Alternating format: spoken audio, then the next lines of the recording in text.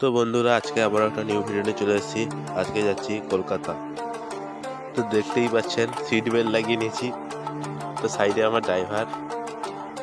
যাচ্ছি কলকাতা এখন।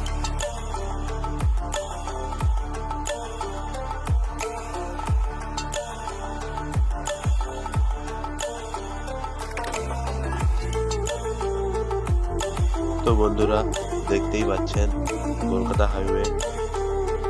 তো আজকে যাচ্ছি দক্ষিণেশ্বর কালী মন্দির।